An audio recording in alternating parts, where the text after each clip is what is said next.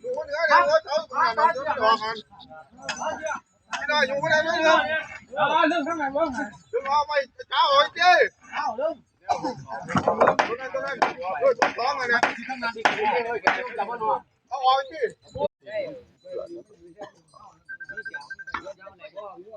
แอมครับเนี่ยแอมฟังเขาฮะดูหน้า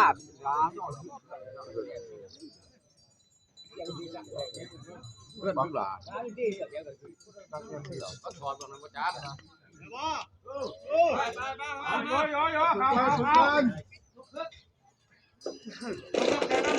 อย่าตีเสาเลยอย่าตีเสาเลยนี่ตีเสาตัวนี้ดึงไปเด้อเสือกกันเด้อเอาโอ้ยเสือกรุดเนี่ยไหนจอกแม่นี่ไหนนะวะจะจอกกันวันละตีแต่บุญเนาะ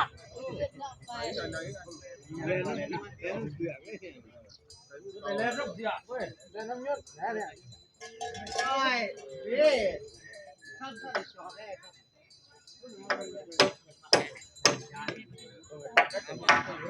ประเภทออกลูกแล้วพี่ตะบอไปประเภทออกลูกประเภทออกลูกเลยผู้ชายผู้หญิงปาดทิ้งเนาะจับเนาะจะได้วิเพย์ขับอยู่ก็เดี๋ยวก็เดี๋ยวจ่อก็เดี๋ยวให้ประเภทออกลูกเก็บไข่เชียดออกลูกผู้หญิงเริ่มโค้งผมถนัดมากเอาเยอะนี่ตามเลยมากเวลาแรกยังมาเลยว่า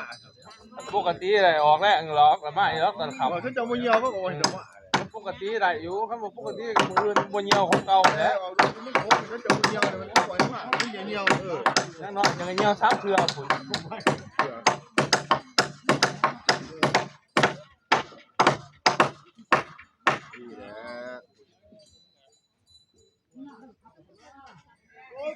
เดี๋ยวเราว่านี่ไปเขาเอา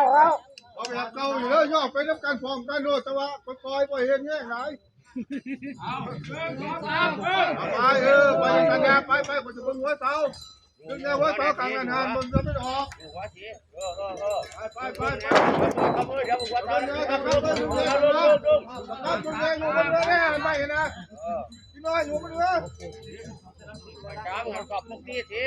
ดึงมาจ้าเนี่ย